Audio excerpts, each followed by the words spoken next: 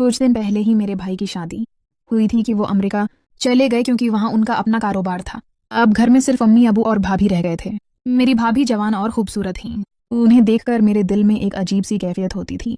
भाभी अक्सर कहती थीं कि उनके सर में बहुत दर्द रहता है। दरअसल बात ये थी कि भाई शादी के फौरन बाद अमेरिका चले गए थे। एक नई दुल्हन के लिए शहर के बगैर वक्त गुजारना बहुत मुश्किल होता है और अम्मी की उम्र भी ज्यादा हो चुकी थी। घर की जिम्मेदारियों के लिए एक और सहारे की जरूरत थी। इसलिए भाई ने हमारी जरूरत को पेश नजर रखते हुए शादी कर ली थी और अमेरिका जाते वक्त मुझसे कह गए थे कि भाभी का ख्याल रखना। भाई के पैसों से मैं बहुत आयाशी करता था और चाहता था कि भाभी मेरी कोई शिकायत भाई से न करें। एक रात 12 बजे भाभी ने मुझे आवाज देकर अपने कमरे में बुलाया।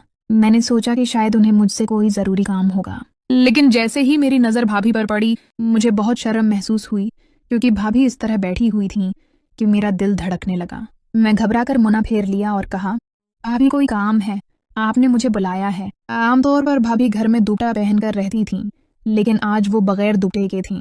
मैं हैरान रह गया। मेरी आवाज सुनकर भाभी ने कहा, अंदर आ जाओ, मुझे तुमसे जरूरी बात करनी है।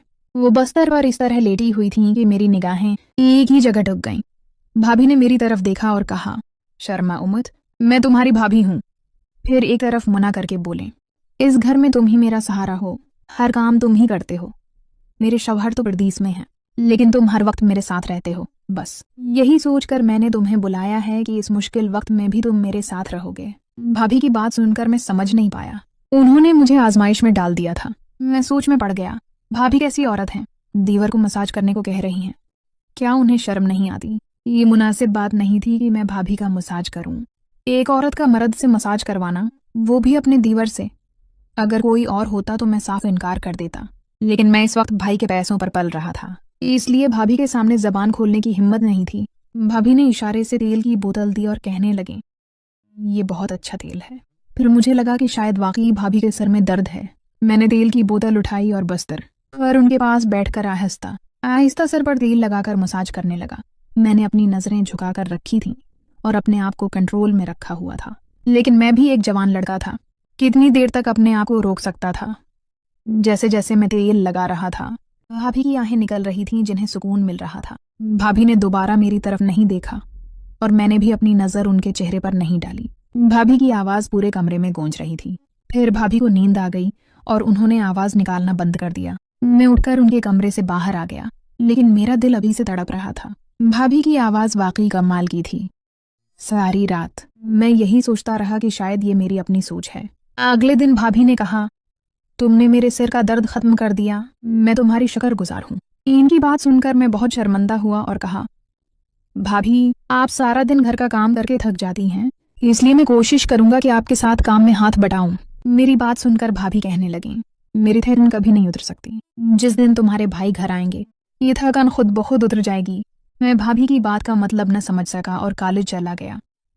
दोपहर को जब मैं वापस आया, भाभी कपड़े धो रही थी। उनका सारा वजूद भीग चुका था। ये सब देखकर मेरे अंदर का शैतान जाग गया। मैं सोचने लगा, अगर भाभी ने मुझसे कहा कि मेरा मसाज कर दो तो फिर मैं बर्दाश्त नहीं कर पाऊंगा। मैं उनके साथ वो सब करूंगा जो मैं चाहता हूँ। अम्मी रात को जल्द सो जाती थी। भाभी ने देखा कि अम्मी सो गई हैं तो उन्होंने फिर मुझे आवाज दी। मैं भाभी के कमरे में चला गया। भाभी वैसे ही लेटी हुई थी और मैं समझ गया कि वो क्या कहना चाहती हैं। मैंने तेल की बोतल उठाई और उनके पास चला गया, लेकिन इस बार भाभी ने मेरा हाथ पकड़ लिया। मैंने घबरा कर कहा, आप ये क्या कर रही हैं? लेकिन दिल में बहुत खुश था कि सब कुछ आराम से मिल रहा है। भाभी ने कहा, मेरे अंदर इतनी हिम्मत नहीं कि रोशनी में तुमसे बात कर सकूं। मुझे तुमसे अंधेरे में बात करनी है। अचानक भाभी ने तेल की बोतल ले ली और मेरा मसाज करने लगे। उन्होंने कहा, बर्दाश्त करना, लेकिन मैं तो पहले ही सो चुका था। रात के अंधेरे में भाभी के हाथों ने मेरे जिस्म को छुआ तो मैंने खुद को बिल्कुल बेबस महसूस किया। इनकी अंगलियां मेरे कंधों पर घूम रही थीं और हर छूने के साथ मेरा दिल तेजी से धड़कने लगा। मैंने कोशिश की कि अपने जज्बात पर काबू रखूं, लेकिन भाभी का क़ुर्ब और अंधेरे की प्रासरारियत मुझे अपनी तरफ खींच रही थी। भाभी, ये मैंने घबराहट में कहना चाहा, लेकिन मेरी आवाज दम तोड़ गई। चुप रहो, उन्होंने मेरे कान के करीब होंठ लाकर कहा, तुम जानते हो कि मैं क्या चाहती हूँ। मैंने कभी नहीं सोचा था कि भाभी के दिल में भी ऐसे जज्बात हो सकते हैं। शायद तन्हाई, शायद भाई की गैर मौजूदगी, या फिर मेरी तरफ से दी गई तवज्जो ने उन्हें मुझसे करीब कर दिया था। जो भी था, मैं अपने आप को रोक नहीं पाया।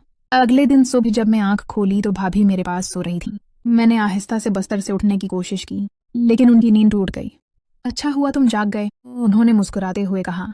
मैं सोच रही थी कि तुम्हें कैसे जगाऊं। मैं शर्म से झुक गया। रात की वो तमाम यादें मेरे जहन में ताज़ा हो गईं। क्या ये सब वाकई हुआ था? क्या मैंने अपने भाई की गैर मौजूदगी